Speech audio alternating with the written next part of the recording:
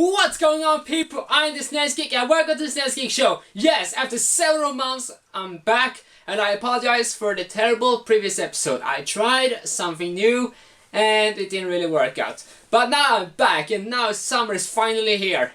And that is only one thing: summer related video games up your fingertips. That's right! In this upcoming episodes we're gonna talk about summer related games. Sports games, fishing games, yeah, whatever, anything, any sort of game related to summer.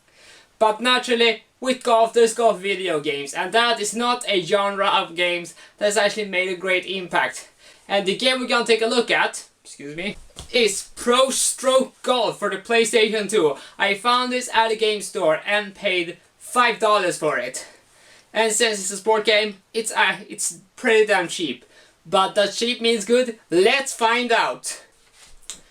Do you know what the best kinds of games are? Those that doesn't even have an opening video. No, unlike other sports games at the time, this game doesn't even have any sort of opening with like music. It just is a loading screen. A loading screen that takes a while to load. And then you are at the main menu. And looking at this main menu, it's damn bare bones, seriously. It's like the text type is Comic Sans. And the background is just blue. The interface is just boring. What isn't that bad on paper is the fact that you can create your very own character. You can choose either from what are preset models, or you can choose to build your own character. You cannot create your kind of characters like you can create a me. Now, because I don't really care too much, I decided to just name myself Kobe, and then I just went for the most generic first design you could see.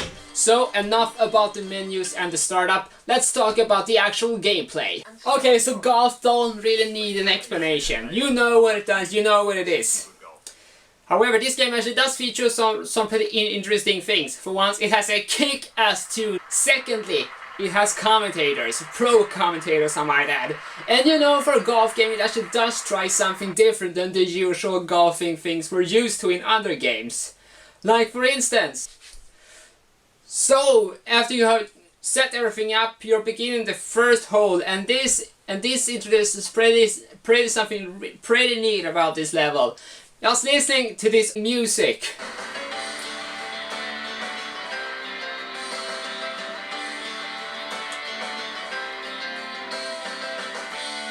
It sounds like a sitcom and I absolutely love it. And there's actually a few other things I really enjoy about this game. The commentators. Yeah, sure, may not be my favorite thing, but it actually features commentary from actual golf commentators. It's actually pretty cool when you think about it. There was an actual time and effort put into this. And the golf gameplay itself is pretty innovative and interesting. So instead of the usual power gauge when you push A and then push A again, instead you'll get an overhead view of the golf club itself. And then you have to tilt the left analog stick in how many degrees you want it to go. If you want it to go a low degree, you pull it slightly, but go all the way, and it's gonna go much further. However, that's actually kind of flawed. If your analog stick on your PS2 controller is a bit broken, then don't play this game with this. It requires real precise movement. However, while it is a nice idea on paper, it doesn't actually work that well in practice. So before each hole starts, you will get a percentage for how hard you should push this stick. However, you actually have to push the square button to stop it, and while that is nice in practice, it's actually kind of hard to actually keep track of how many degrees you're pushing it. You have to essentially push it very slightly and then straight on it for the club to go all the way. But there should have been like a stop button or something to actually let you lock in this percentage and then go. But also, you can't actually see the percentage on your screen. You have to see it during the preview, you know, to see how many percentage there is left and you should push. Yeah, it actually would be better if they just made the percentage more apparent and much easier to navigate to. But at least they tried.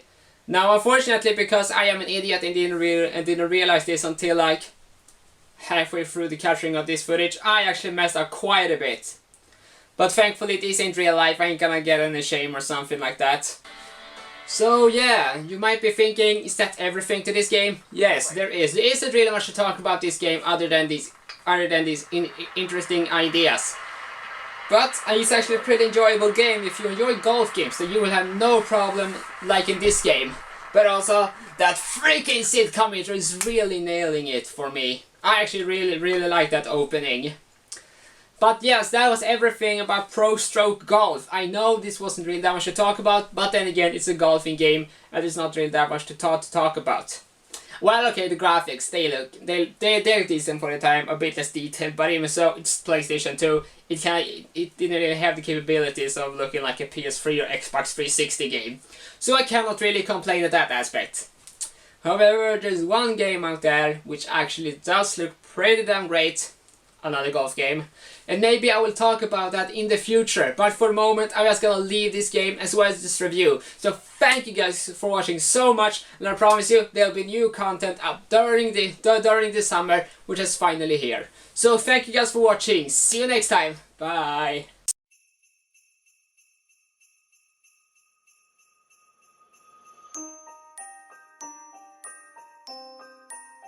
Hello everyone, and welcome to this last episode of the SNES Geek Show of 2020. So last year I made a Christmas related episode, and why not do a Christmas related another one when it's Christmas. Also, this is also like a mini anniversary since I made a Christmas like gaming review video back in 2015, 5 years ago.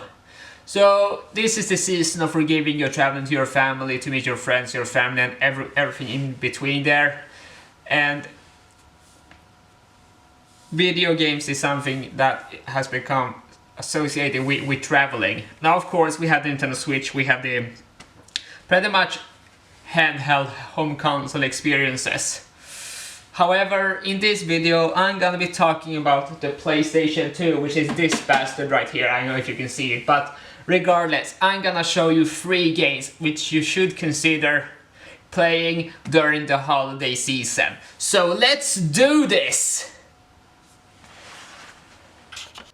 So in Resident Evil 4 you play as Leon, the main character of the entire franchise. Now, he's on a mission to go rescue a very important person. Who that person is, well, you guys have to play the game to find out.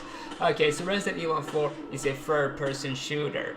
And unlike the other games, this takes more of an action game rather than a straight-up horror game. There are horror elements every once in a while, but it's mostly based around shooting. So you have the over-shoulder perspective, which means that the camera is slightly angled above the player's shoulder, and you have to kill a lot of people. You have to shoot them, you have to aim and then press the X button to shoot. You are exploring a very old village that is located somewhere in Europe, probably Spain, and those who live there, they're not very nice. First off, they can't speak English, none of them, and secondly, they attack you upon you seeing them for the first time. Now, they could be because a part of the story is like consequences of something big. However, I don't really understand. If it's based around the fact that they think that you are a zombie, it doesn't really make much sense because, well, you are clearly not. But yeah, I don't know. Essentially, you're being chased throughout the entire game by people, by chainsaws, by pitchforks, by essentially just any sort of older weapon. And the only thing that you got to defend yourself is a handgun. But of course, you pick up greater guns, like for instance a shotgun early on, and you have to pick up ammo as well. Yes, this game does not feature any unlimited ammo. You can run out of bullets, and when you do, you have to quickly find some more ammo, otherwise you're screwed. Well, that could happen, but somehow when I did when I captured the footage for this game, I was somehow not getting hurt. Well, I clearly would. Yes, Resident Evil 4 was rated 16 plus at the time, and I can definitely understand why. This has actually gone down to be one of the most iconic Resident Evil games out there, and even by some people, one of the best video games of all time.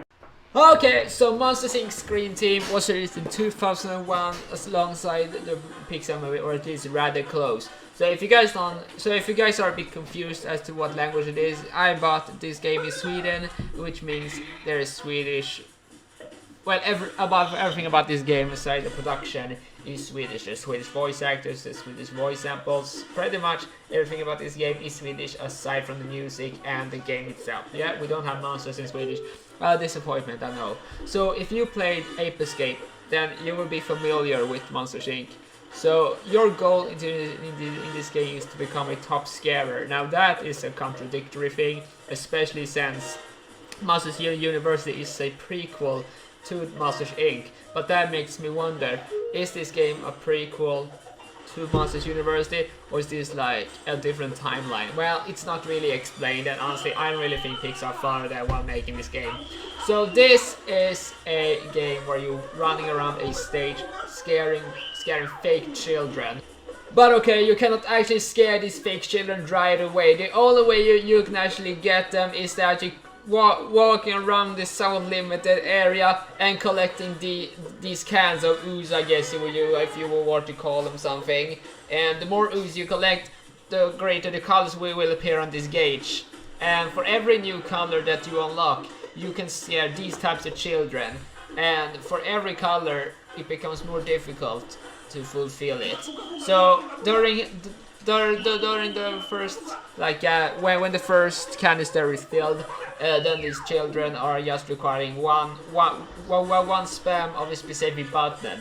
However, as the game progresses, you collect more ooze.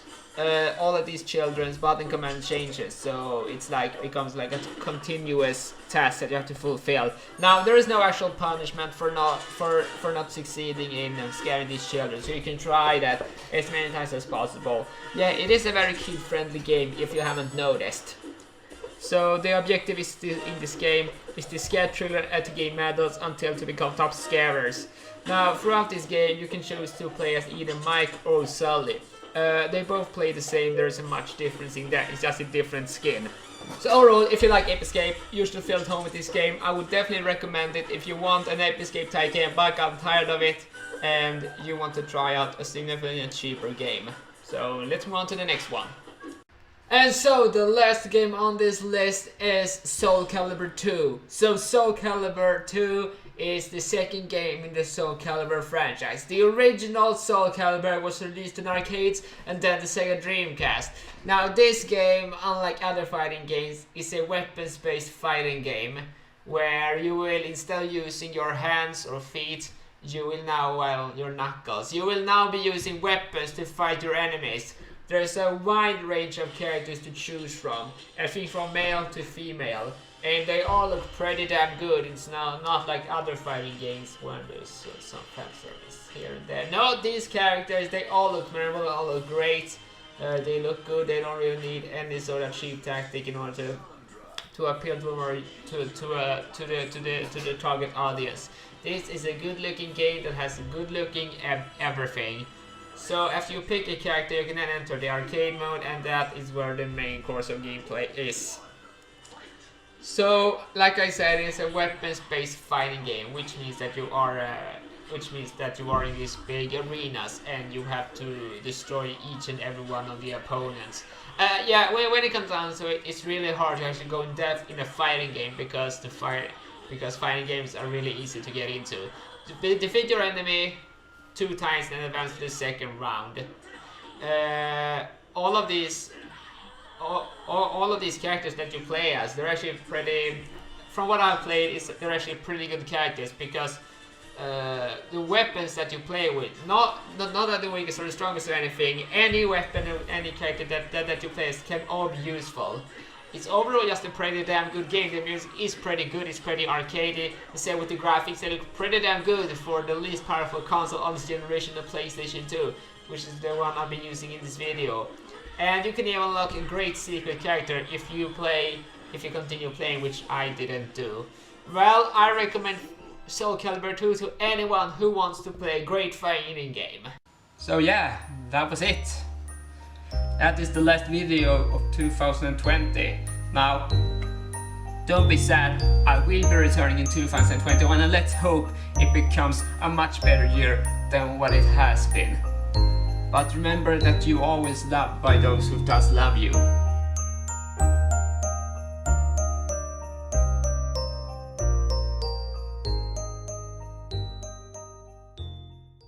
Looks can be deceiving. A Christmas miracle. Wait, here's ham. Wait, there's no ham in here. It's only this. Huh?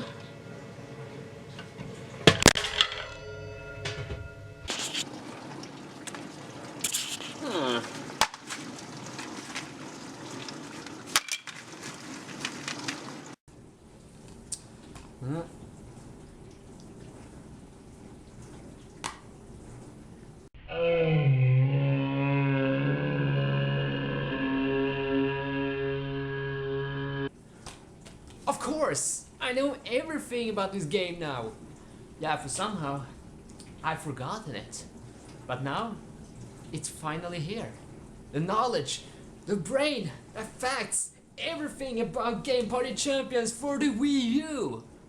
Okay, so what I hold here in my hand is a game known as Game Party Champions for the Wii U. Now, naturally, it's a launch title, so it's not great. But let's be real, a launch lineup is only supposed to be carried the first few weeks of a game before the truly great ones comes out. I wouldn't really say that none of the games in the Wii U launch have been absolutely abysmal. I cannot really tell since I haven't played any of them. However, I can say with certainty that at least some games are better than expected, especially when you look at the review scores. And this game was not received well at all.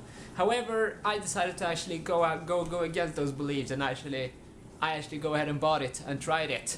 And now for Christmas, now that you're going to spend time with your relatives, you want to pack a game console with you, or you want to pack a game console with you as well as bring a few handful of games, and then you gotta play what you have with you. And this game is one such game that you might be keeping in your bag while traveling somewhere. So is Game Party Champions one of those games that is worth bringing on while we're traveling somewhere, maybe to family or relatives during Christmas?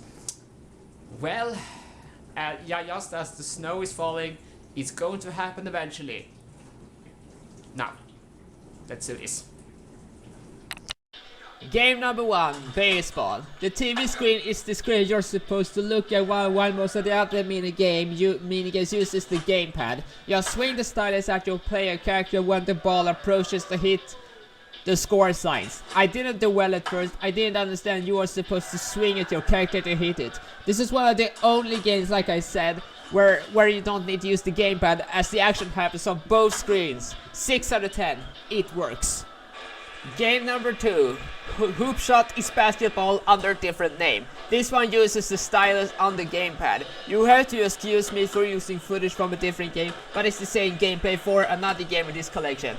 The execution is kinda clever as you have to aim your gamepad in a direction and then slide the stylus on the screen to shoot. The more precise you are, the more points you score. And since they're moving, you need good timing and force. Clever idea with an okay execution. 5 out of 10, it isn't great. Game number 3, Shooting Gallery. If you ever wanted to play GTA on a Wii U screen in first person with a water gun shooting cardboard cutouts within a time limit, then this is the game for you. It is a game that is okay in concept. However, since it is an early launch title, the built-in sensor is hard to work with. It doesn't really work that well. The bad guys are too small to see and you have to put a lot of effort into reaching them in time, which doesn't really work that often. But it functions. 5 out of 10. Game number 4, Mini Golf. This has got to be one of the best and at the same time one of the worst games in this collection. It's just so slow. You have to truly aim like no one else. The rotation doesn't really work that well, and this game shows. You have to rotate around the planet for it to work. Just then slide the stylus forward to shoot the ball. The only thing it needs for it to work is a lock-on feature, which it doesn't have. Thankfully, it's easy enough to clear. It's just slow to move the club. 5 out of 10. At least it's easy. Okay, next up is ping pong. It's okay, it's simple, which isn't necessarily a bad thing. And guess what? You use the stylus. Yeah, shocking, I know. Just slide it across the screen, but make sure that you catch it. You cannot even see the ball, but you can at least hit with different strings and spins to get the upper hand. The AI is challenging enough. I guess life isn't just fair sometimes.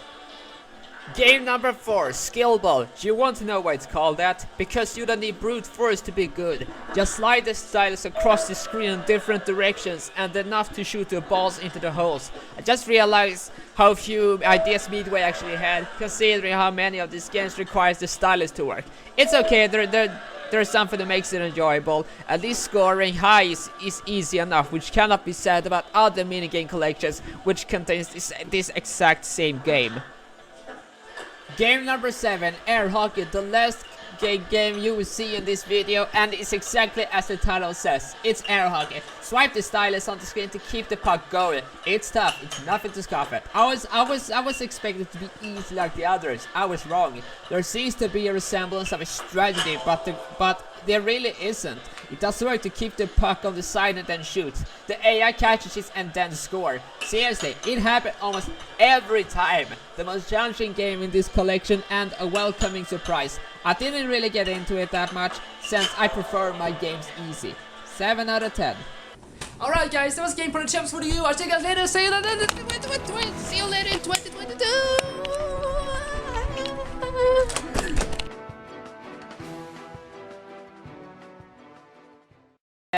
The moment has finally arrived. After days upon days and hours upon hours, it is finally time to do the very first game review of the year. And it is going to be an absolute classic. People cannot know that I'm slow, so I'm just gonna speed up the footage and hopefully they will all think that I'm super fast. But actually, I'm just regular fast. So the game opens up with a cold open. Ha ha! Tricked ya! It opens up with the title screen with people walking in the background. Are they players or extras? That is a mystery that will never be explained, sadly. So after choosing the course, the player and everything else, the game can finally begin. Now, I have played some golf games in my days. A lot of them. That being the only one I played goes for simulation.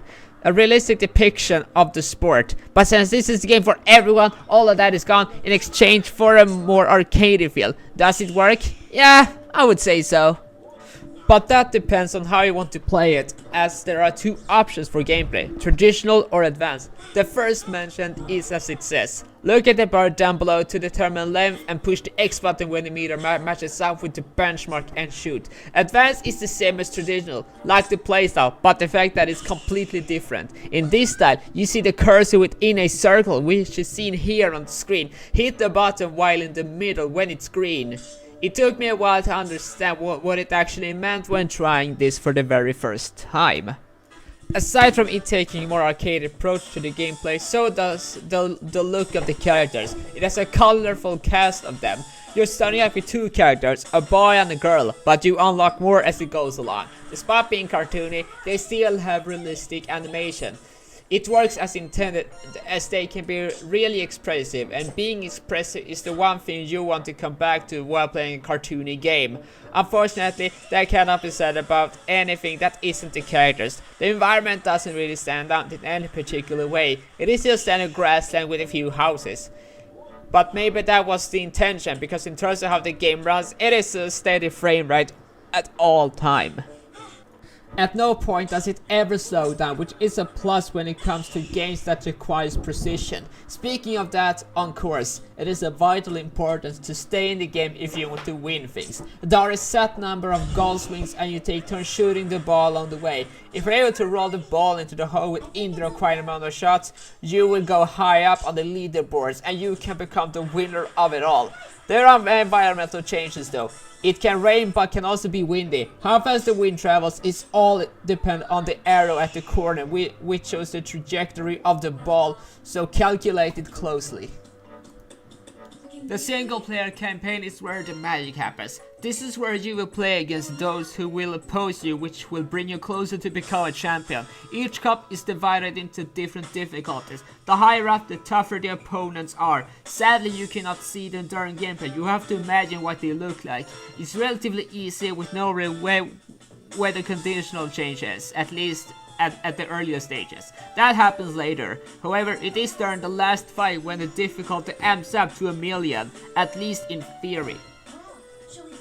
On the last stage in every cup, a boss battle will occur against a very powerful opponent. The first one is none other than Sophie, feared by everyone in the clubhouse, being taken down everyone and even some more. And I beat her easily. Despite being a boss fight, she's easy to beat. And even though it's 9 rounds, if you're able to beat your opponent at least 3 times and there's a free victory difference in between you and the other, you are declared the winner without even finishing the entire set. But hey, at least she's kind enough to actually stand by and watch me swing. She has voice acting and a caddy. It actually feels like a true opponent instead of a blank slate to beat.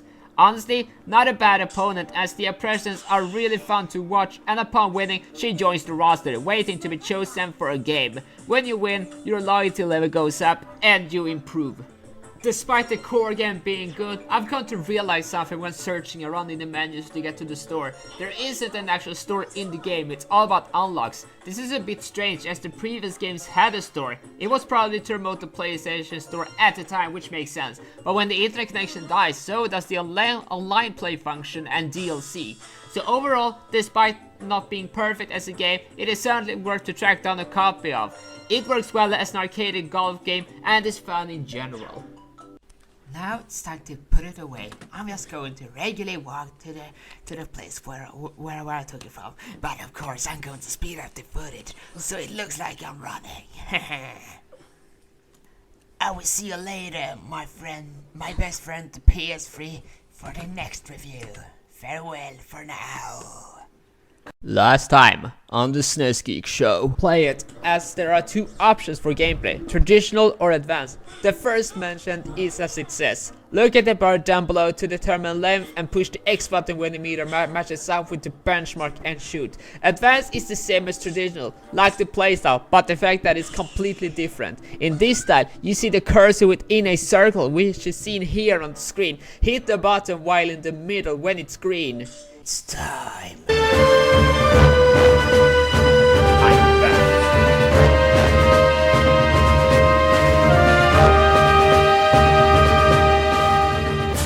Remakes, either you love them or hate them. And now, after being 11 years on this platform, it is finally time to do a proper remake. And I'm going to remake an episode that I did back in 2019. Way back when the SNES game got a soft reboot. And it is Meet the Robinsons for the PlayStation 2. And so, this game opens up with the CG cutscene common from most licensed games at the time, with a pretty good looking introduction.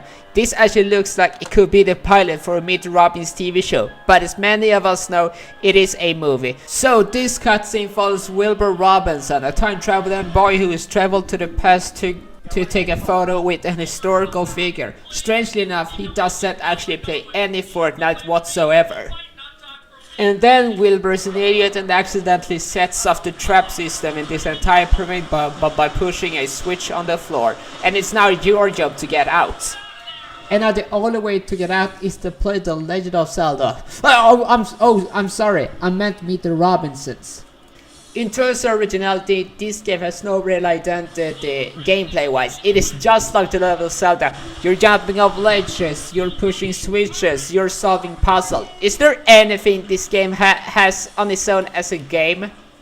Yeah, this game has some things on its own. It has Wilbur Robinson. That's something that Zelda doesn't have. And it also has CG cutscenes. That's something that's not in Zelda games. But it also have real colorful graphics. Yeah, sure, you may not see it much at this very moment since you are trapped in a pyramid, but I promise when you actually get out in the environment as well as the actual starting place where you live, then you will see some rather impressive colors and graphics. And so one cutscene later and you are actually now back in the Robinson house. And not only did you get the final picture of this historical figure, you were even able to change the future. Or as Wilbur Robinson put it, maybe someone else who looks like him did so. And then your dad informs you that he's going on a business trip for a few days and you are not allowed to touch the time machine. But as the rascal Wilbur Robinson is, he's going to do so without regrets. So anyway, the first bit of this mission to gain access to the time machine through the garage is to talk to your mother Franny, who's telling you that the code to the garage has been changed, and it's your entire mission to go find out what it actually is. You know, you just keep on spamming on the keypad until you actually find it, but I guess there needs to be a reason for gameplay to actually happen.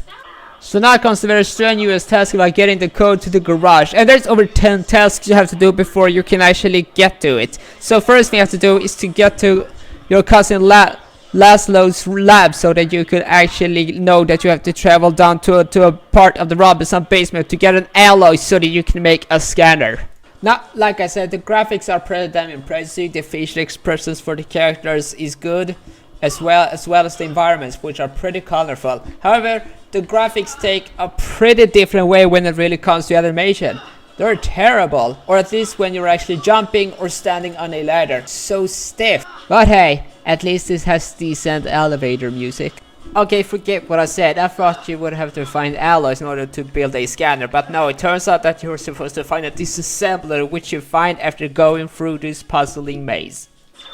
With the disassembler, you can now collect components by simply shooting at everything which looks fragile, and when they break, you gain components, which you can then use to not only build new gadgets, but also gain access to cheat codes. The further you get in the game, the more amazing that cheat codes become. And so after gathering your components, you can now go to the transmogrifier and then transform all these components into something that you will use now, which just so happens to be a scanner. And now it's time for you to head back to the garage code to find out who changed it. Okay, so now there are way too many things happening for me to actually explain them all in detail, so I'm just going to quickly go through them. First off, you find out that Grandpa who changed the garage code, Mama, someone else did it, and you have to go game back and see if he's going to explain it. Now you have to then go to your mom, friend, and sing and frogs and scan them all so you can get their teeth, and then you will find out that Grandpa don't know who changed the garage code. And then you have to go out to the Robinson yard, and then you have to travel through a very special maze to reach your Uncle Art's spaceship. And this is an obstacle course which forces you to run in it through a little ball. And if you're actually able to get a high score, then you will get a collector's item. This is actually a rather bit difficult to do. Yeah, sure, the controls works well enough, but if you're actually going to do this under time pressure, yeah, you are naturally not going to want to spare any seconds whatsoever. You need to get it as fast as possible, and there are several points where you can undoubtedly be stopped dead in your tracks, so you can not get access to that figure. Believe me, I know, I have felt many times when I've been doing this before. Okay, so now you have to zap these pink creatures known as zombies, which you have perhaps been seeing, especially in the ball maze, and you will stun them by using the charge ball glove in a game known as Charge Ball that is, I guess, popular within the Meet Robinson's universe. And what is it, you might be asking? Well, it's basically Breakout with a twist. Is it fun? Well, if you like Breakout, then yes. You will use your charge ball glove in order to actually split them up into 3 and then catch them all. Okay, so just gather all of the subsets and then talk to your Uncle Art about it. And when it is eventually delivered, you learn that he didn't really give a care about the garage code, and he tells you to ask Aunt Billy, who's in the train room.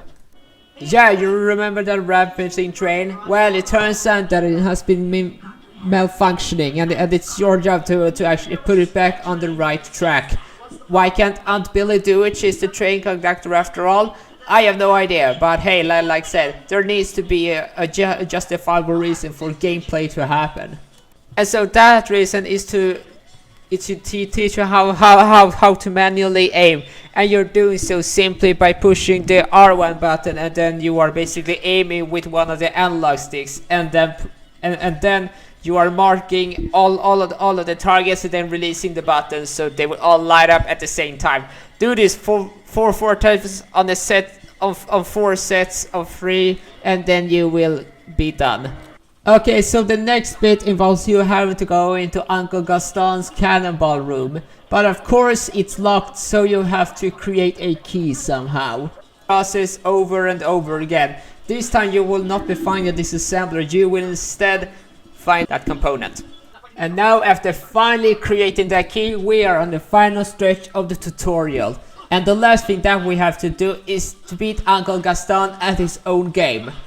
And despite being a strange genius, he has actually invented a way for us to actually test our crouching dodging mechanic. And you're doing this by holding down by pushing the aim button and then simply push the X button or to steer yourself in different directions. Out of everything that you could have practiced on, and it chose to build cannons that fires meatballs. And now here comes the cutscene, which is like every episode 13 of almost any Yu-Gi-Oh anime, where a major plot point or character is supposed to be set up, which then sets the entire game story. Up to this point, it has not really been much of a story established, but now that it is, we can finally talk about it. And so Wilbur is about to go to the time machine, but his mom reminds me of throwing the trash, so he throws the trash into the trash can, but then he's going to grab a camera, says he forgot it at first, and then when he's grabbing the camera, the bowler hat guy takes the time machine, and it's now your job to travel down to the Robinson basement and to grab the back and time machine, and then travel back in time to the time period where the bowler hat guy is, but where he is, you don't know. And now that you enter, the tone begins to twist. Now, it's no longer just fun and games, now it's dangerous games. Robots attacking you, a robot receptionist, robot guardians, everything that you wouldn't expect has finally happened. You are now an intruder in the Robinson basement. Now your puzzle solving skills are finally being put to the test. You know, the one that you are being taught while you were in the very first level, that Ancient Egypt one.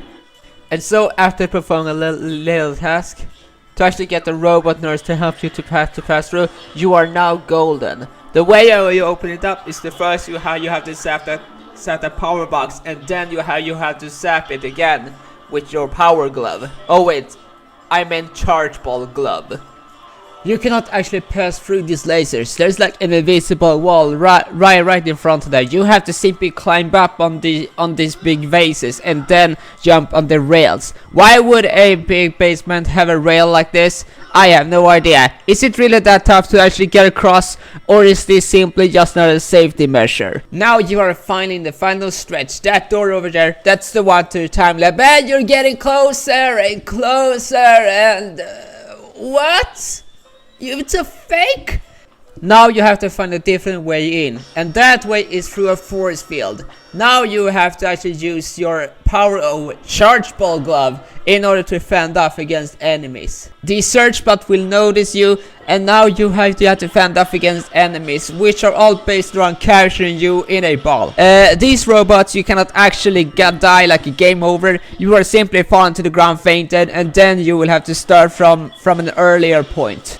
Now at this point the enemy begins to show its cracks, as it is a rather bit slow to actually use it, but you have to constantly be on the move in order to not get captured. In other words, it does become a bit more difficult, although it's still manageable if you simply just know which buttons to push and how to actually dodge.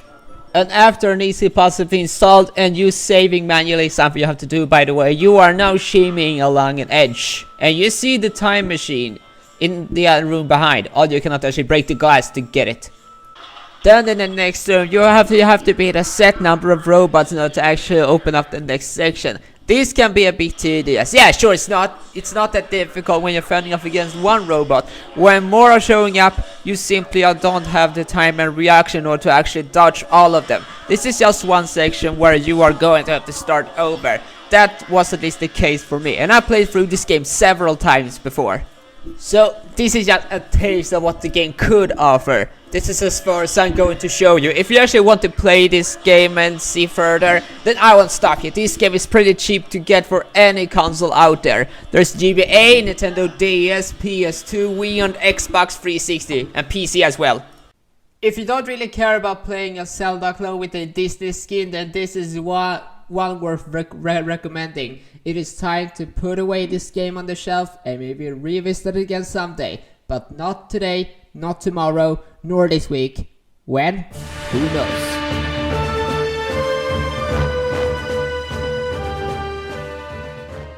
Last time on the SNES Geek Show. Play it, as there are two options for gameplay, traditional or advanced. The first mentioned is as it says. Look at the bar down below to determine length and push the X button when the meter matches up with the benchmark and shoot. Advanced is the same as traditional, like the playstyle, but the fact that it's completely different. In this style, you see the cursor within a circle, which is seen here on the screen. Hit the button while in the middle when it's green.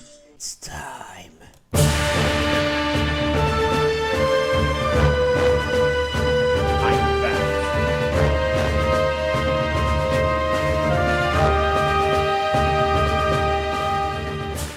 And now what you're about to see is one of the plainest menu you will ever see in your entire life. Two of them related to core gameplay, arcade and versus. There are 8 different characters to choose from, each and every one of them with very basic information like their year of birth and their hobby.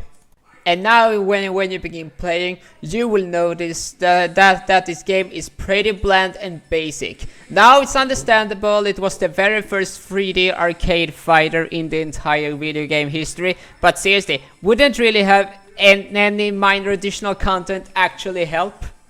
In terms of moves, there are no surprises. You got a basic punch and a kick, as well as a block. But despite it sounding like a criticism, it's honestly not as terrible as it may seem. You can actually combine the different moves in order to make your definitive fighting style. Now, the manual boasts something which I honestly cannot really understand. There are apparently 700 different moves. How do you exactly have 700,000? After my time playing, I've only been able to accumulate at maximum like 5. Yeah, that's like 695 left to go. Who knows what they might look like. Listen here, I'm a casual fan of fighting games. I can play them, they're at times fun, but it's not like something I would like sink hours into. A Virtua Fighter is a prime example of a game that I can only play for a short while before I turn off, because it's so freaking difficult. You want to know why? Because it's too damn slow. It takes several seconds before you even made a move and staying able to make contact with your enemy. However, with that being said, it was understandable why this game is as stated as it actually ended up being, as this was the first case of a true 3D fighting game in polygonal 3D space. Hell, it even took several years before game developers started to understand how to execute their 2D games into 3D. So yes, it may be dated, but that is just understandable. Hell, Sonic Adventure hasn't really aged that well, and that is considered a classic. But as you can see, the backgrounds are pretty much dated, and there's hardly any voice acting in this game whatsoever. Hell, I don't even think that any of the characters says any actual words, as they're basically just making grunts and noises. However, let's actually talk about something which is really cool, and that is when you faint and you push continue, you're being sent to the character selection screen. Then you can pick a character and then just continue from the very stage that you died in. A feature that has never really been used and no one asked for, but it's cool regardless. And yes, I know you've been hearing me whine a lot, and obviously I've been complaining a lot about it. However, that isn't really because I think this is a bad game. I quite like it, but it is also pretty niche. Not everyone can get behind fighting games, and even if you were to actually want to play this game, there's just too little things to actually keep you coming back. It's just fight, and fight. And there's no extra content aside from one unlockable character. And after that, what else do you have? Well, unless you don't have a second controller and a friend, there isn't really much to play Virtua Fighter for, unless if you're looking for unlockables. There are 4 more fighting games out there with lots of unlockable content. But Virtua Fighter was the very first 3D fighting game, and that is why I bought it and why I like it. It's rough around the edges and it's real hard, but I still cannot dislike it or hate it. This is just a game that I really enjoyed despite the flaws. Hell, even if you are a fan of wanting to play some classic early 3D gaming, then this is actually one to consider. It may be flawed, but that can be said about almost every game who went into the third dimension. Developers deserve a lot more credit than what they actually get, as they were the pioneers within the 3D space. Without them, who knows where we would be today. So I'm just going to respectfully put Virtua Fighter away and move on to the sequel, Virtua Fighter 2. Now, from the very first game, shallow content, I expect a lot more for this sequel. And after all, they had like 2 years to actually improve upon it, so I expect great results. From the very second you're getting to the main menu, you will realize that there's tons more content than previously. There's like 5 different modes that isn't settings. That's amazing. From the very moment you get into the character selection screen, you will see an immediate improvement on the presentation. The background is moved for each and every character, and there's even 2 new characters which have been added to the roster, Shawnee D and Leon Raphael. There's also a huge difference in speed. Where the previous games was kind of slow but ambitious for its time, this game amps up the speed with like half. You can now move real fast while dodging. And the art style has also get an upgrade. Now it actually has cartoony art style than the original's polygonal based art style. Which, let's be real, when it's only polygonal based, there's hardly an art style to begin with. Something else which is great is the difficulty curve. In the very first game, I actually couldn't get past the arcade mode because it was too damn difficult. However, in this game, it is a lot more manageable, and the only reason I didn't finish it is because I have to capture footage for this video, and I didn't have all day. Remember in the previous game that the back of the box boosted 700 moves combined in the entire game? Well, the second game flips the expectations upside down, as there's now 2000 moves you can learn throughout the entire game. Yeah, I would like to see a list of these moves. And as usual, there's only 3 buttons on the Sega Saturn gamepad. Yeah, sure, there are 6 buttons total, but only 3 of them does something. That is the usual punch, kick and block. But of course, the big question is there something that the previous game did better, or is this just a straight up improvement on everything?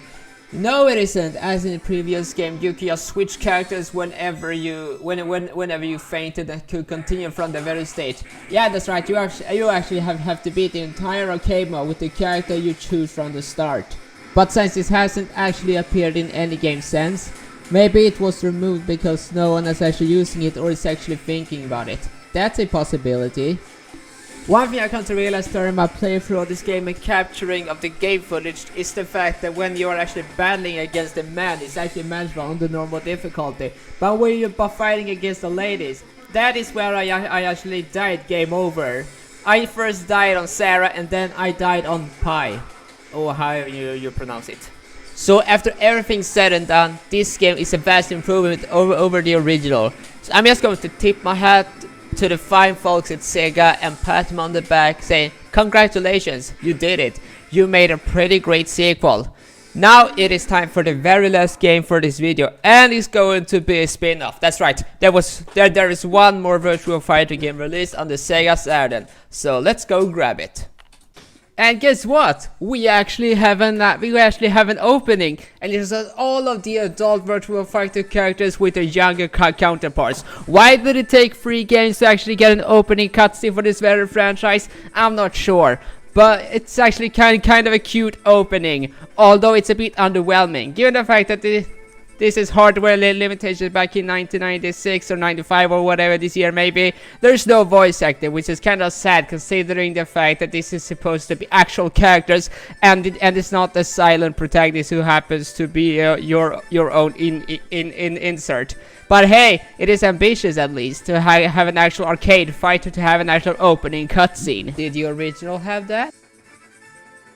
So, Virtua Fighter Kids is a spin-off of Virtua Fighter 2, and since that is the best game of the 2 that I've just reviewed, it makes perfect sense, which means that all of the characters from that game returns in this one as well, and now all of them are kids, which gave them a chibi art style. There's even now 2 different modes that you can play with it, either kids mode or normal mode. In normal mode you are simply using regular punches, where in kid mode you are using more kiddie punches. However, now that I'm starting out this battle, I'm just left confused. I mean, why exactly do all of these characters just have their usual age shown, as well as the men having their facial hair on their bodies? I mean, aren't they supposed to be kid versions, or are they just chibi versions? If the game was called Virtua Fighter Chibi, yes, I would accept it. But now that it's supposed to be kids, why aren't they just straight up kids? And that just raises even more questions. Why exactly were they adults in the opening cutscene? Are these the actual kid characters, kid versions, or are they simply just relatives who happen to look like the original characters? Well, I have really no idea. Well, aside from that inconvenience, this game is just straight up Virtua Fighter 2. Like I said, it is a spin-off, and that means that it doesn't really do anything special in terms of the controls. It is the same combos, it is the same speed, it is the same adrenaline. To be honest, I make this game sound worse than it actually is. I just wonder why it was even made in the first place, if it plays exactly the same, and the fact that the kid characters are not the actual kid characters, or at least I have no idea who even came up with this idea. Hell, is there even anything that is just reused from Virtua Fighter 2? Well, yes there is. If you're actually able to beat all of the regular stages, you will then unlock a bonus stage against one of the worst opponents in the entire game. You actually fight underwater. It does seem at first that you can beat it easily. However, once it actually starts fighting back, it really does fight back. I died on this battle, and I have been doing it every time since I started playing this game. And after you have a battle against this last opponent on the bonus stage, you are then treated to a cutscene which shows all of the battles you had in a sort of weird 3D space. Although it is never really shown if you actually shows that you beat this opponent with this exact move. I wonder if it's just a pre-rendered cutscene and the fact that it doesn't really capture anything in real time.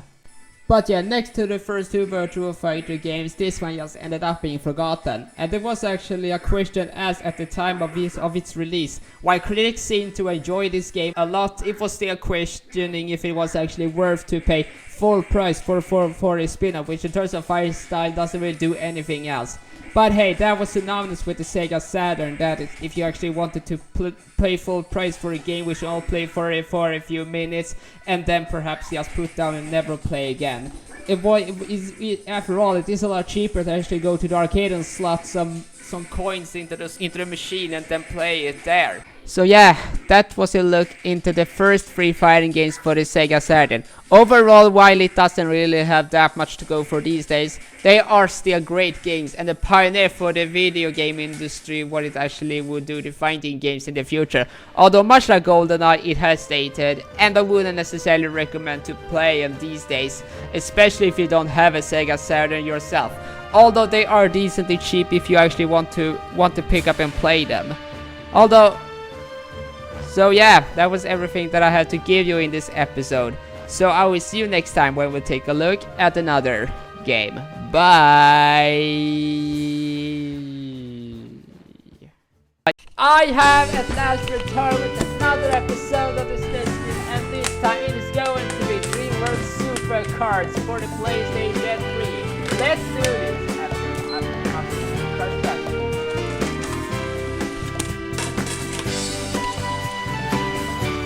And so, after many company logos, the opening finally is a CG animated intro, which looks pretty damn good. And then we're being shown an opening intro, which are clips from all of the movies at the time, such as How to Train Your Dragon, Madagascar, Shrek, and even a few snippets of gameplay. Now, just as a little heads up, don't buy copies of this game outside of your country. And so, after picking what speed and what mode, I realized that this is a Mario Kart clone, except there's no Mario Kart characters. You can only pick Dreamworks characters. This could have been a perfect opportunity to celebrate this film studio's history, but you can only place the CGI characters. Like I said, there's no Simba, there are not those two Simps from that El Dorado film, and there's not even the horses from that Spirit film either. Why? If you are a fan of King Julian narrating everything on tracks, then this is the game for you. He's doing that all of the time, and he's even doing some roasting along the way. Then the question becomes, does it work? Yes it does, because he never shuts the heck up at all. But all of the other characters has massive egos as they never shuts up. At least in the Swedish version, all of the voice actors from the original movies actually do return for this game. Now, what is the most important aspect with a kart racer? Number 1, tight controls. They have to really nail the controls in order for this kart racer to be as fun as it can possibly be. And 2, identity. Does this game differentiate itself from other kart races, or is it just one in the crowd, or does it actually stand out as an amazing alternative to Mario Kart? Well, in terms of that, the items is what really sets them apart. And yes, all of the items look different, even though they do pose the same function. But of course, there are your usual wraps on the ground, protective shields, as well as speed rocket. But there is one thing that differentiates itself from Mario Kart, and that is the fact that you can get an enormous speed boost, more control. You know that the bullet is in Mario Kart where you can only get them if you're when you're at the bottom places of the race. Well, in this game you can actually get access to one budget bill like item even though you are in first place. And that is to collect stars along the way. Yeah, much like Mario 64. But what happens when you collect 4 stars? Well, you will be able to actually get a speed boost by taking pictures of everyone ahead of you. And then you'll be able to be ahead of the crowd, who know that a camera could be this dangerous. Let's be real, the most important thing of playing a kart racer based on locations from a movie is to make sure that the environments are as close as they could possibly be to the movie. Because let's be real, everyone wants to see their favorite fan fiction realized on television. So, does this game live up to the locations from the movies? Yeah! Everything that you could be wishing for is here, especially if you were wishing specifically for the new suit from Madagascar, the spaceship from Monsters vs. Aliens, as well as the forests and cities from Shrek. And there's also, there's,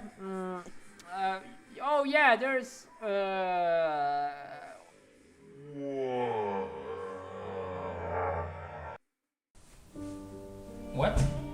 What am I gonna say now? Is there really nothing more to say about this game? Is it really that simplistic? Or am I losing my touch? No, that can't be. Or is it? I don't know anymore. Maybe I should just retire if I don't have anything to say about a game in a game. What kind of a reviewer am I then?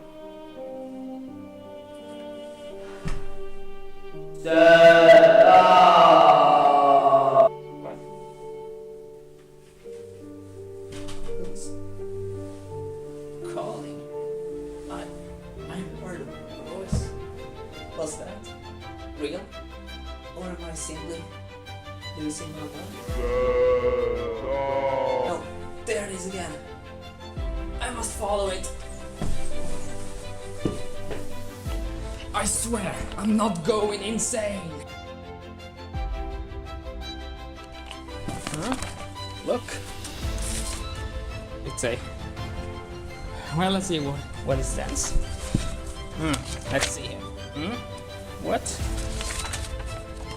Make your own script yourself. Oh, Last time on the SNES Geek Show. And this time it is going to be Dreamworks Super.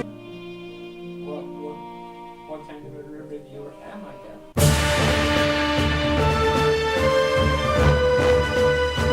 I'm back.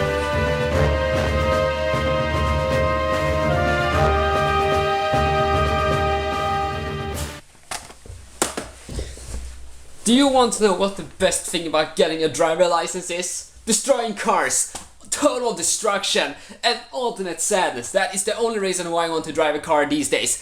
And if you don't have a driver's license or a car, can you crash in anything at all? Yes, you can with Destruction Derby for the PlayStation 1. I have done a review of this game like 3 years ago. It wasn't very good. I was at a different place, so I think it's about time that I'm going to remake it. So let's do a remake, everyone together, since that is absolutely something that really makes a lot of things happen these days. It's recognizable, people know what it is, they know what I'm going to send into. Let's begin!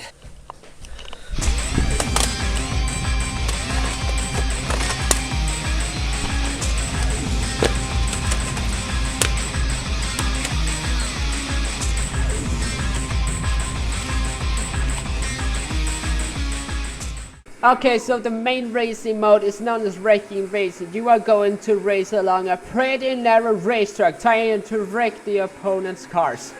Along the way, you hear a commentator as well as techno music. This is basically the embodiment of mid-90s racing games in the early 3D era, which isn't necessarily a bad thing. For me, this game is actually quite fun to play. There's actually a lot of interesting things at the time which makes this game interesting to look back at from a 90s perspective. Graphically, this game doesn't look very great by today's standards, as the trees are basically 2D sprites. But what makes this game still looks different from other racing games at the time is how the colors are presented. All of the cars along the track actually do look distinctly different from one another. It was actually a common practice at the time and not just applied to this game. Heck, the prime example of a game that stands out from the crowd despite being very simple is the original Crash Bandicoot, which even to this day looks great because of the colors. However, unlike Illumination movies, I actually enjoy this one for quite a while. However, the controls aren't the greatest, as this was at the time before the control sticks was even considered. Yeah, you're playing this game with a D-pad, and it's kinda strange to get used to. And since you are playing this game in a very narrow space, it's practically impossible to not crash into the walls. And you see the shape of a car in the corner? Well, that is basically your life meter. And depending on how much you're being crashed into, it's going to flash in different colors. And when it blacks out, you're ending this race without even being in the finish line. And given the fact that each and every track has many laps, it is going to really take a lot for you to actually get into the finish line within time. Because if you do not actually do well, you are getting low on the scoreboard. And believe me, I have several times before. But you just don't want to get into the finish line, you also want to gather points. And how do you gather points? Well, by simply crashing into opponents. Although some of the highest points are all based if you can actually spin the car around, such as the 180 or 360, which will generate you 10 or 5 points. But of course, with these narrow tracks, or at least this first one, it is real difficult to actually get some of the higher points. And believe me, the top placers has real massive points, which will be pretty hard for you to get. Well, at least on this very first track. But fortunately, there are way better tracks to actually gain points at. Such as the next track known as Cactus Creek, which technically now doesn't feature any creek at all. It's right slap in the middle of the desert, for Christ's sake. But thankfully, this track contains lots of opportunities to smack into your opponent so powerful that you will gain lots of points, as there are lots of crossroads simply went off track. I lost within seconds.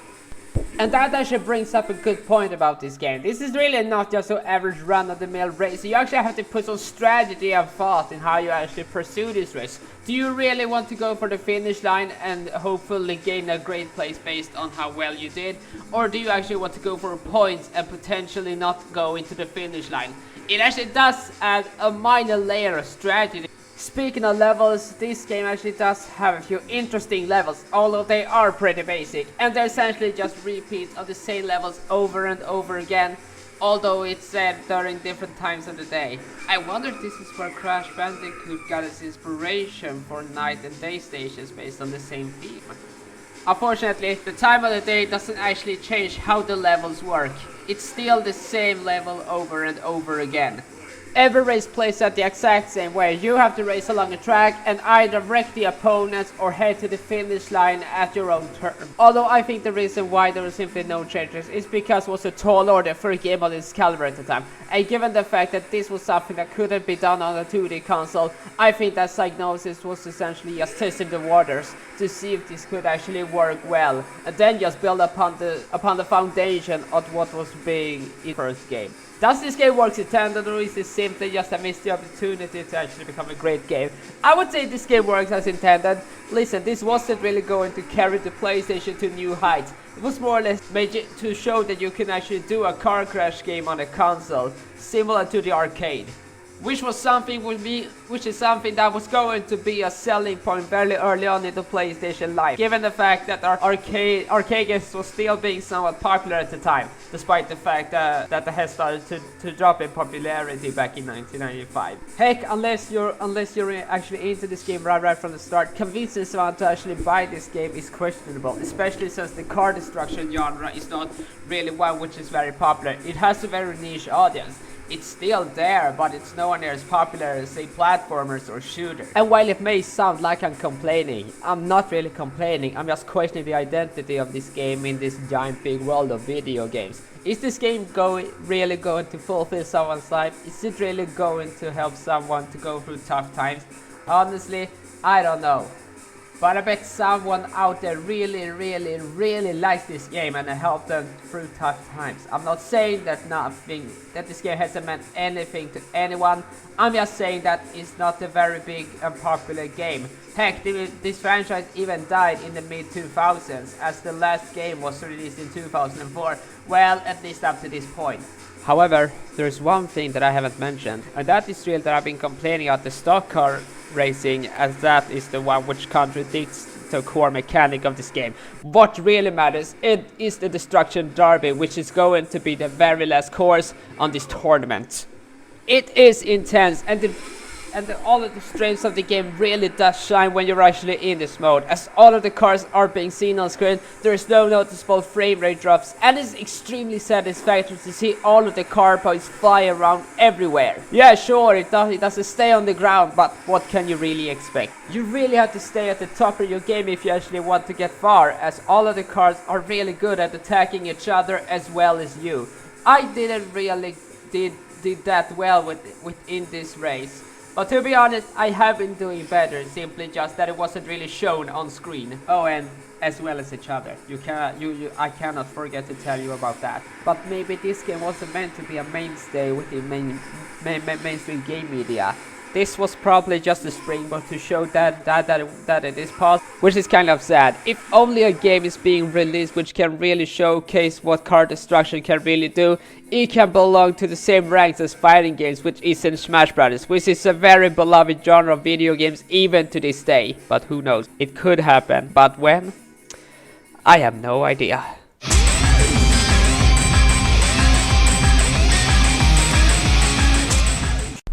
Tjena! Välkommen till min nya show. I den här showen ska jag recensera retrospel. Och idag är det sommar.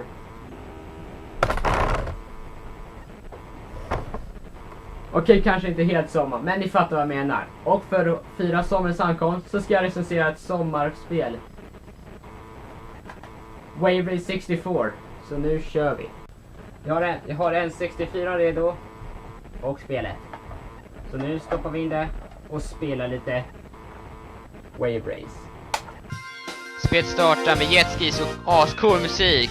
Heck yeah, det här kommer bli en bra recension. Ska vi se, det finns 5 olika lägen. Championship, time try stunt mode 2 play versus options. Jag ska köra Championship. Heck yeah, Championship. Expert, heck yeah. Ska vi se, man kan välja olika jetskis. Man kan välja en blå, en rosa, en lila och en grön. Vet ni vad den coolaste är? Blå, så jag väljer den. Och de lär även till en funktion att man kan anpassa jetskin efter dig. Och som ni ser så har jag anpassat den perfekt efter mig. Så det här kommer bli intressant, så nu kör vi. Att de la in en anpassningsfunktion för en jetski var faktiskt en väldigt bra idé.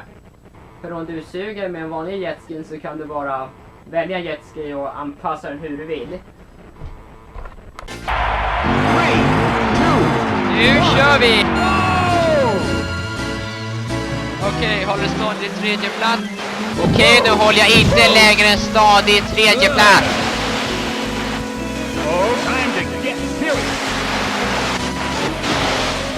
Va? Vad hände? Jag går inte lika snabbt längre. Va? Så det var därför jag failade. Det var på expert. Men då får jag väl välja normal då. För det jag antar att det är lättare. Det verkar vara lättare i alla fall, så det är bra. Men vart är vågorna? Det här är wave race. Ja, det heter wave race för en anledning. Vart är vågorna? Vi tar en titt på inställningarna tycker jag.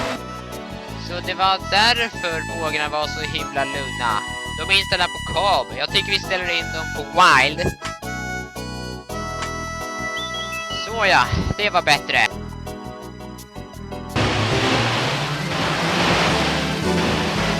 Wow, yeah, det här var mycket bättre. I'm sorry lady. Tack herr domare, bra att du sa det. Annars skulle jag inte veta att jag är först. Stuntdags.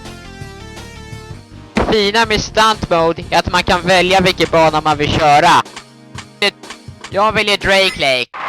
3, 2, 1. Vänta, samlar man ringar. Det här är inte Wave 64. Det är Superman 64.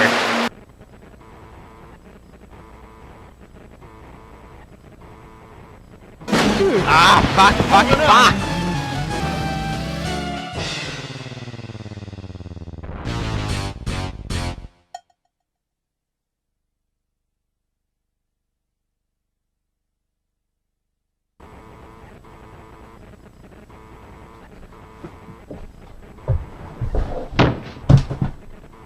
It's time.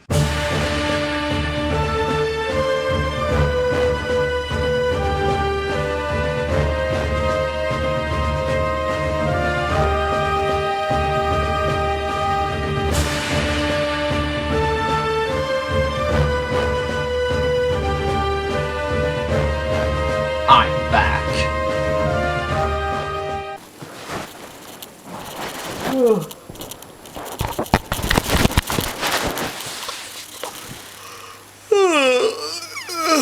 So,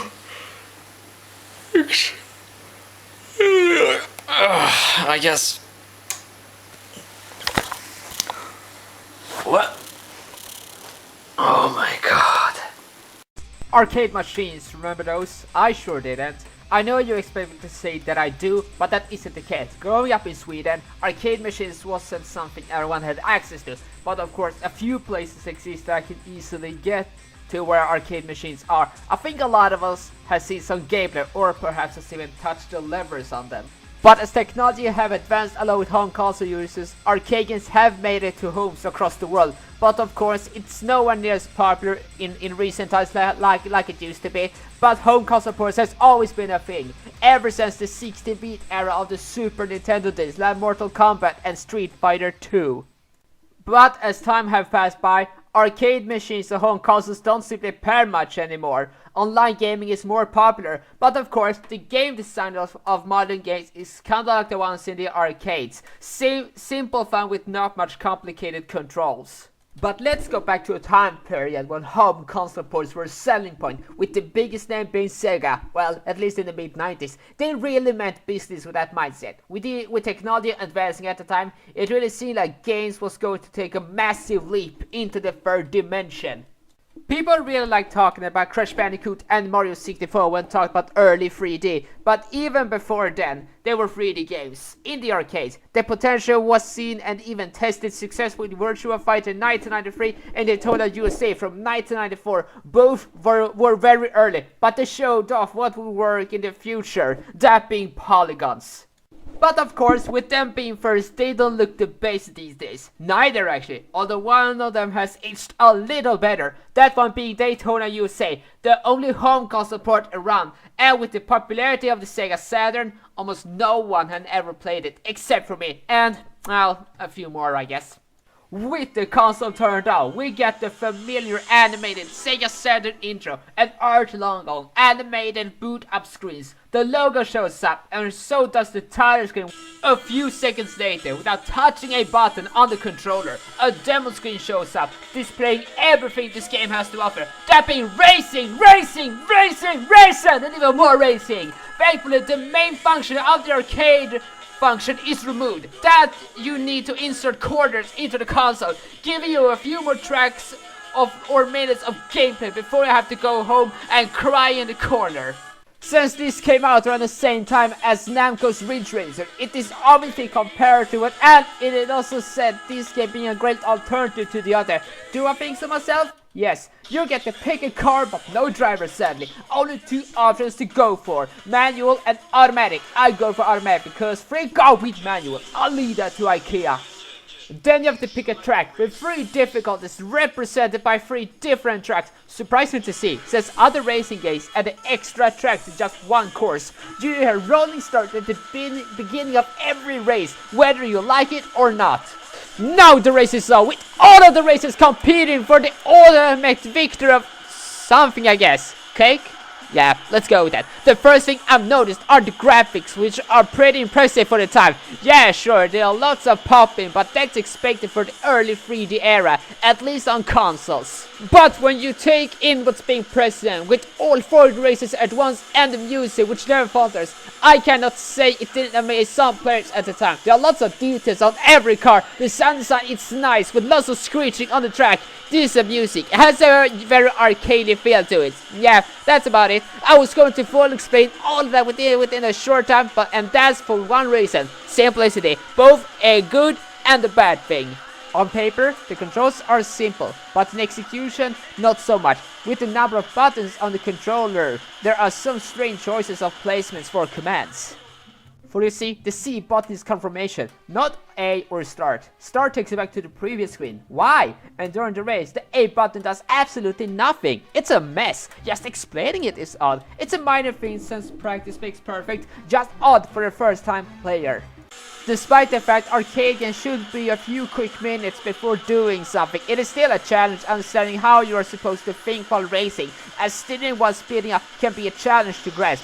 I crashed several times and didn't give a great performance in the process. Slowing down in the curves doesn't even work in the long run. You have to actually know how to play this game. It is a learning curve. Just imagine what it was like in the arcade. How disappointed you would be if you didn't succeed within 10 tries.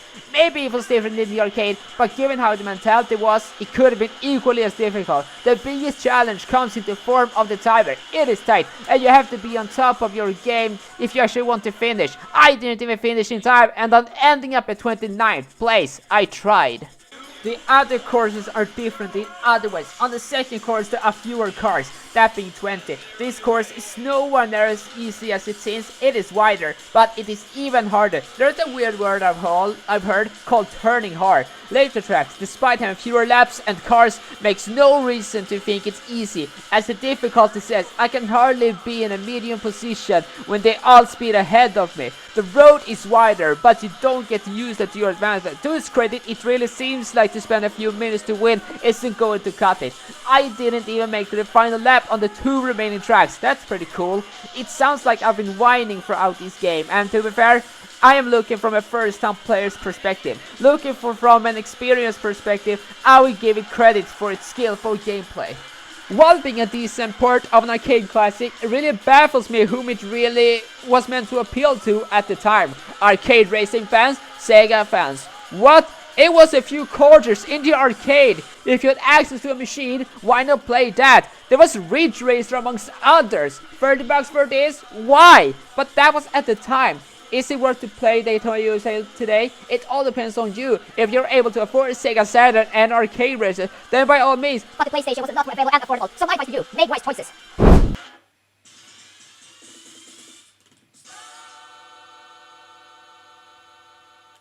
Well, yes, this is it. We had great times together, all of us united in the name of reviewing games.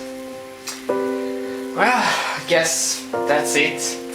This is the last time I'll lock this door and step into a new generation of reviews.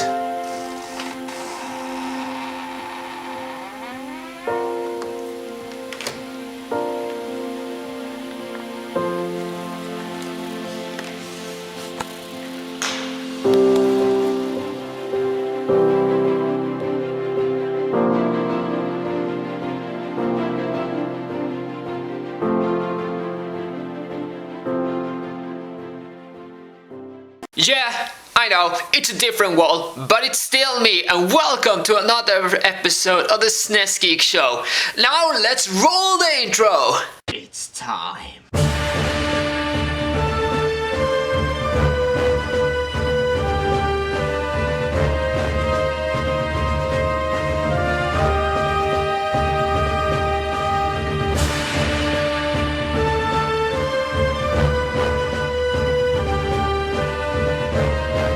I'm back.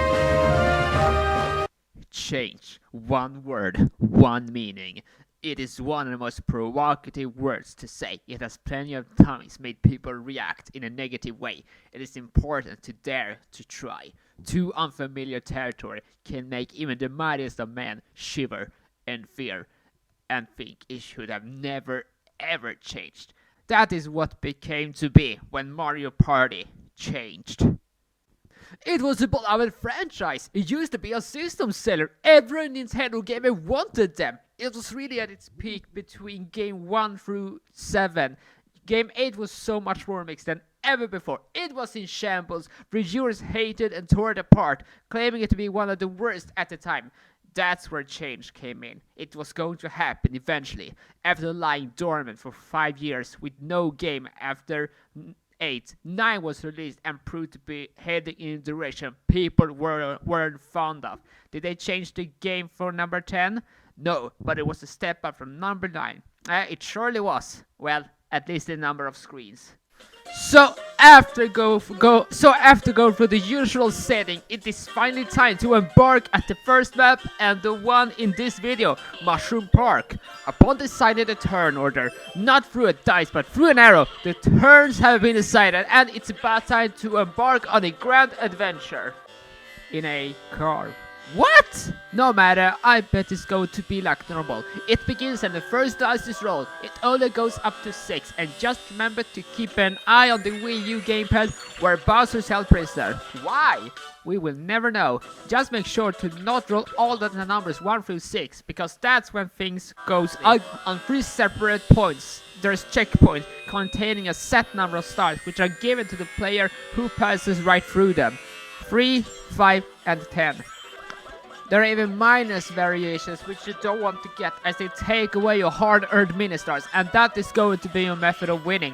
However, unlike other Mario parties where you play minigames at the end of each and every turn, and they aren't determined by the placements in the slightest. What you will notice is the gamepad, which is separate from the TV screen, since this is hardly used. Kinda strange, but not uncommon. Like every Mario Party game, the minigame setting varies. Controls and goals change depending on the varying factors. Just make sure you have Wii modes and the Wii Sensible ready for minigame action. Your final placement in the end grants you more mini-stars the higher you place. The minigames themselves varies from skillful to luck-based, from action to waiting. Lots of variety here. There are versus spaces and random spaces. You don't always know where when it happens. There are moments when you get to pick one minigame. About 1/3 of the way through, you will be forced into a mini castle fight by Bowser Jr. Had to play mini-boss to pass through, and whoever is in first gets to pick one. Every fight plays out the same way, just attacks as much as possible until a halfway point. Now it gets hard. No one have won, but now I will. If it only was the case, well, it is a variation. There's nothing. The boss itself doesn't change. The only thing added are more enemies. Beating the boss with the most hits is required to win the most stars. Something based on locks are also special dice blocks located at spaces and houses. It is 1 and 0 as well as 4 and 6. Random spaces will give you different outcomes. Bowser Jr. has his own space and it is disastrous if you land, as you will lose your mini stars. Sadly, holding on to them is like holding on to your marriage. It's hard. All of the numbers were hit and he breaks free from his prison, and the current captain of the car loses half of his mini-stars to Bowser. They go absolutely nowhere. He takes them and nothing more. Why? Do something, man! Well, he certainly do something. He's zapping regular spaces into his own. You will be faced with a Bowser event when you stop at any of them. After many attempts of getting rich. We are at the final stretch, and as you can see, I'm not in the lead. Shocking, I know, but I'm a fighter whom keeping an optimistic look, so hopeful my hard work will pay off. So let's keep the positivity and talk about the graphics, which I will say looks really good. It is undoubtedly a pretty colorful game. Lots of details on essentially everything. The characters have great animation. There's always something going on in the background. It's just never stale. It just feels like a world being lived in. Bowser is the best looking character in the entire game. His body looks so cool and his scales have such a nice detail. But for being the first Mario Party on an HD console, it just had to look good. And it thankfully delivered. It is now time for the final chops of the boss fight and all fights. Peter Piranha with his huge mouth is about to drop some F-bombs. Not far from the truth. With your Wiimote, you will throw bombs, hitting him as many times as possible. But be careful, he will catch them and deal you damage, taking points away. But does he deserve it? Is it possible that we are the villains? Does he have a wife, a kid, a job? But we won't know since he's dead. At the end of the game, bonus stars are given out to whomever has fulfilled the requirements. You cannot know what the categories are, and there's only 2 sets being dealt out. Sadly, despite my performance being flawless, I didn't take the trophy. What a sad day. Whoa, what an anticlimax that ended up being. And something else that ends up happening right now is Christmas, since it is December. But do not worry, I will not stop. I will be uploading a few more videos before this year is over. Merry Christmas, everyone! The moment is here. It is finally time to end this year with a massive Christmas present from me to you all. The biggest game review of the SNES Geeks YouTube year of 2022. Merry Christmas! It's time.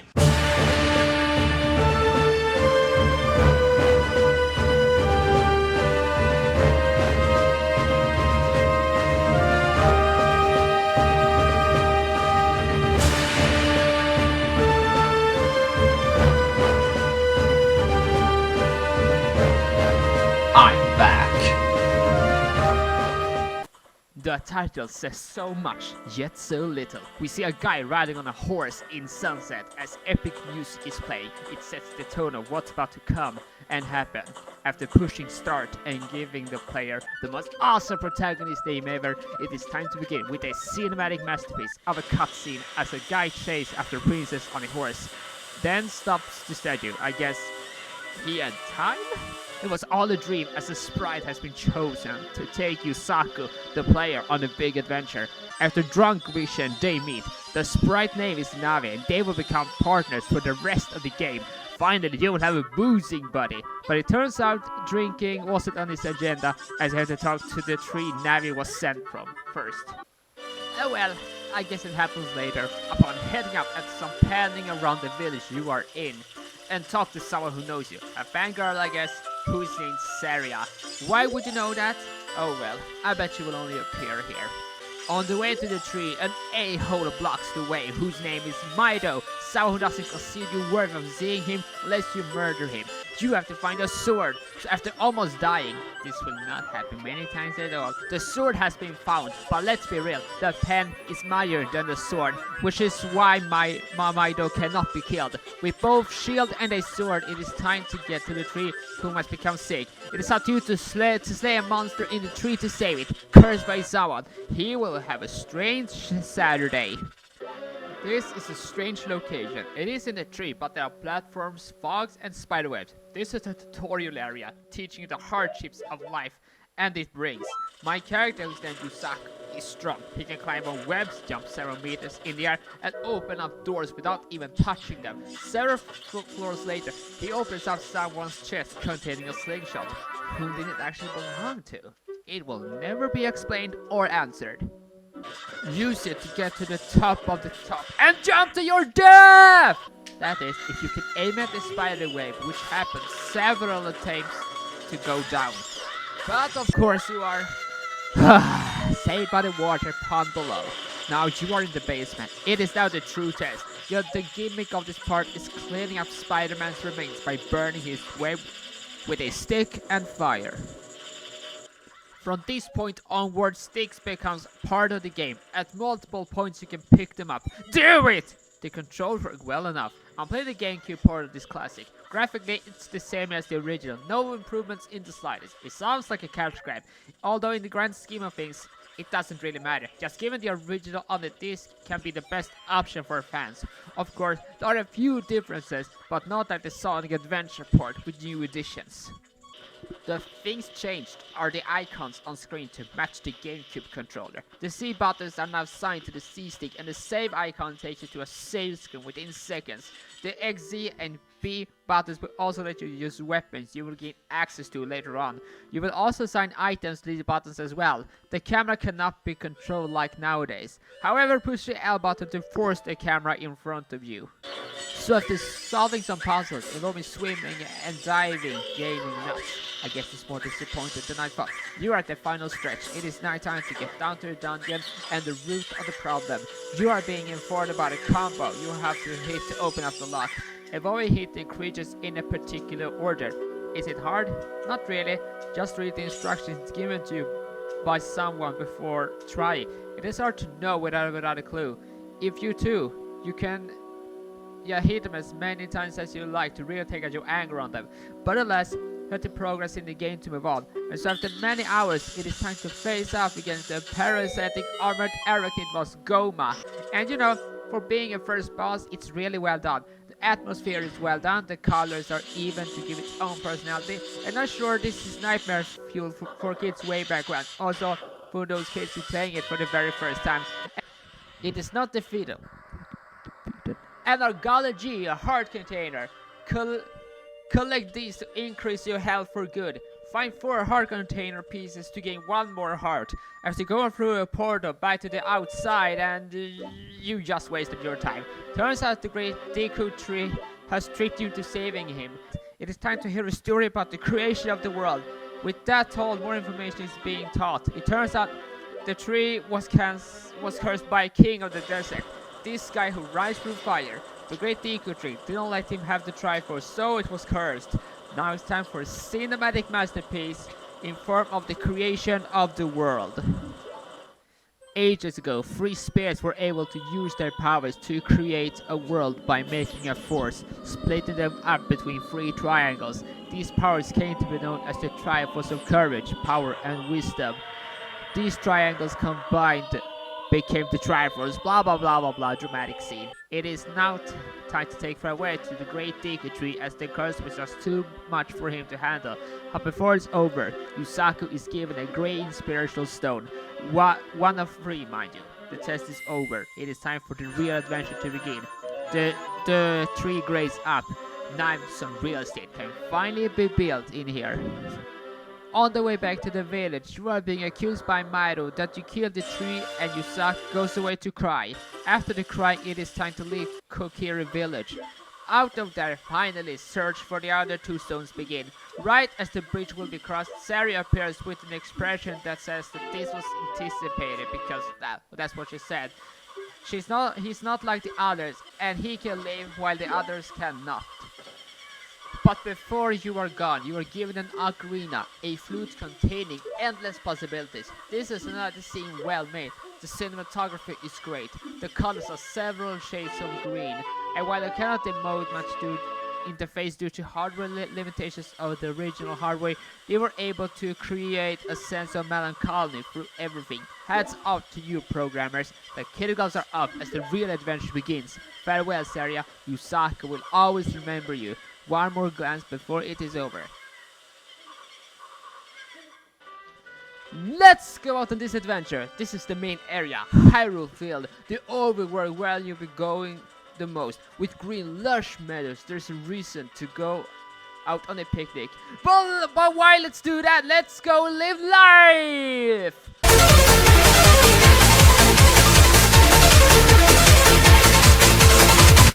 Okay, I'm done. Let's just go. Out and about and on the way there, a little girl with red hair has a smile and she sings. I bet she doesn't mean anything, so let's just ignore her. Now it is time to play Metal Gear Zelda. The part is try, with emphasis on trying to get past the guards and sneak into the castle in the back. It can be difficult if you don't know this secret.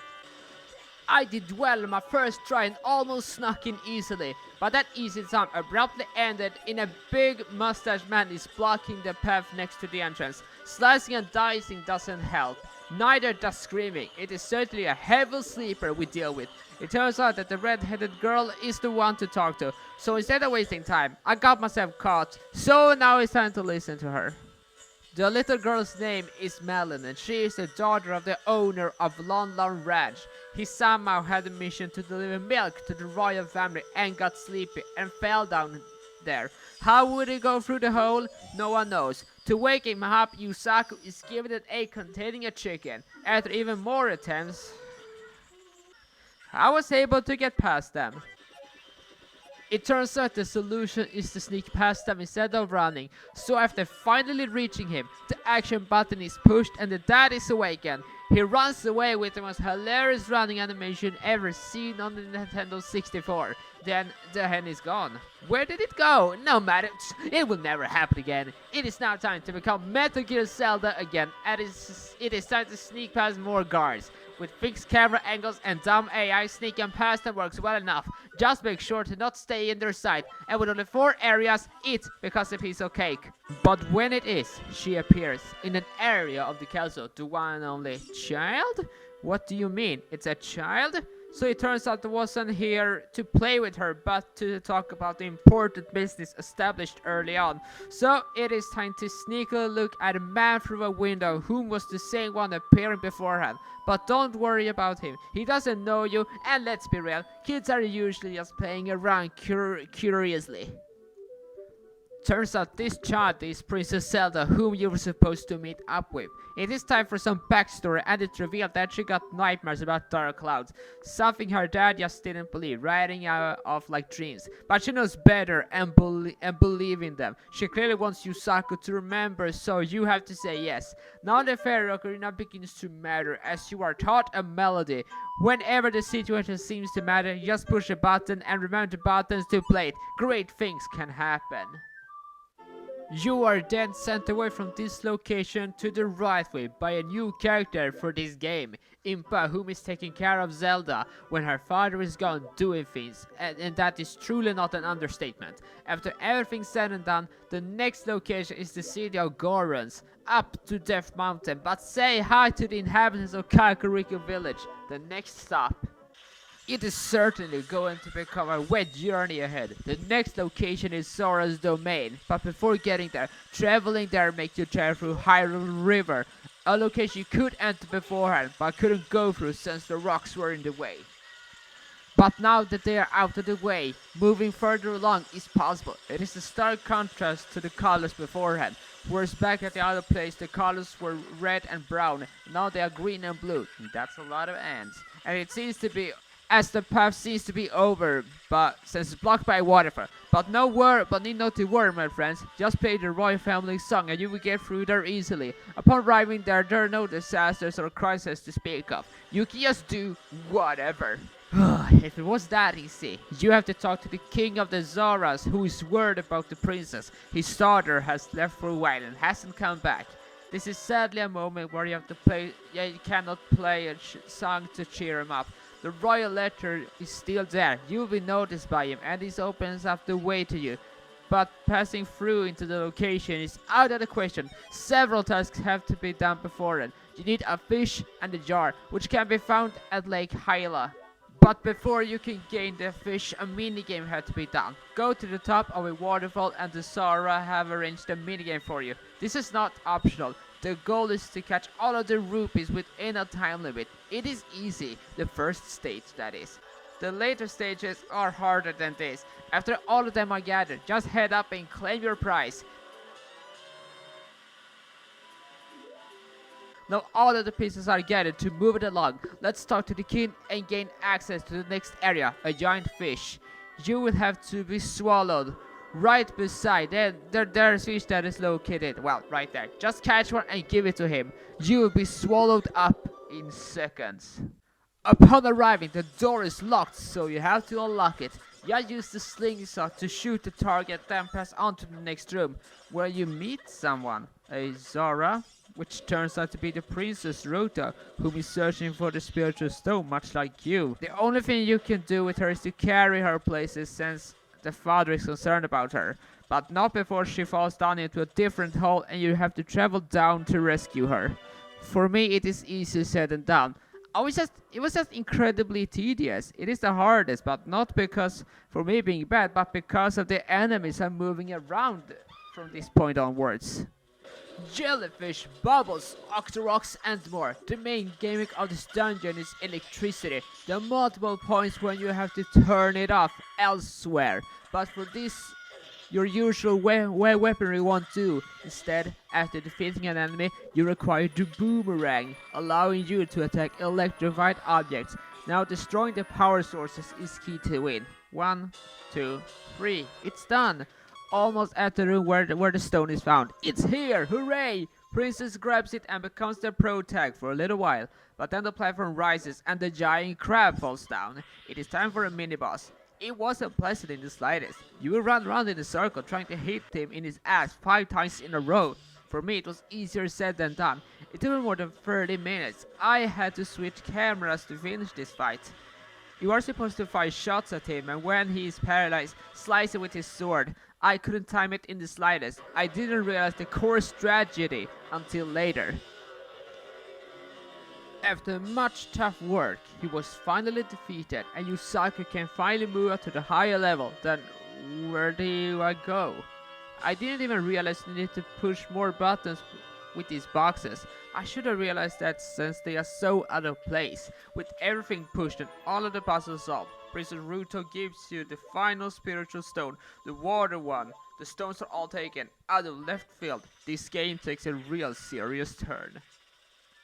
That scene that played out in the beginning you saw, it wasn't a dream. It was a vision that would show to come true.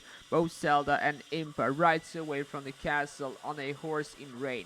The man riding on a horse sees you, whose name is Ganondorf.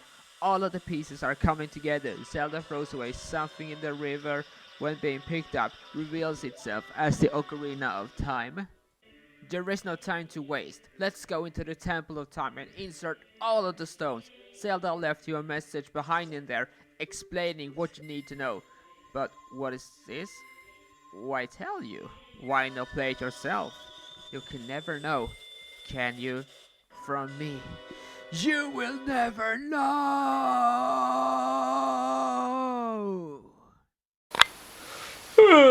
Well, I'm actually exhausted. So let's go do like the bear and go into sleep for quite a while. And until then, Merry Christmas, and I will see you all when the time has come. Next year.